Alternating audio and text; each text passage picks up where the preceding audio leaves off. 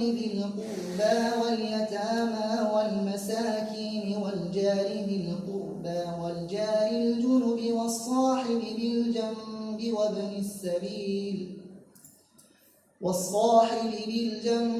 وابن السبيل وما ملكت أيمانكم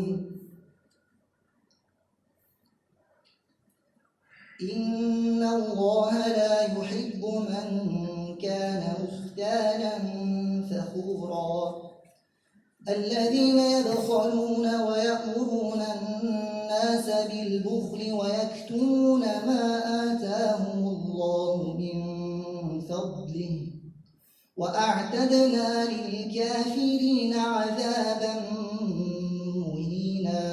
حسبك. السؤال الثالث 10 ساعات 199. قال قوله تعالى: يا أيها النبي جاهد الكفار. التوبة. نعم. أعوذ بالله من الشيطان الرجيم. يا أيها النبي جاهد الكفار والمنافقين واغلظ عليهم ومأواهم جهنم وبئس المصير.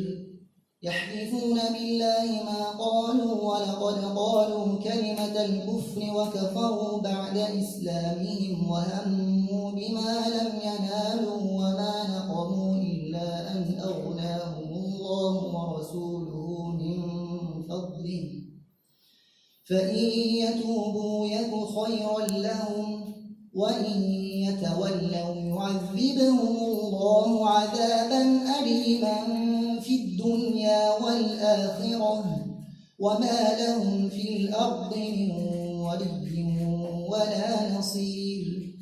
ومنهم من عاهد الله لئن آتانا من فضله لنصدقن ولنكونن من الصالحين فلما آتاهم من فضله بخلوا به وتولوا وهم معرضون فأعقبهم نفاقا في قلوبهم إلى يوم يلقونه بما أخلفوا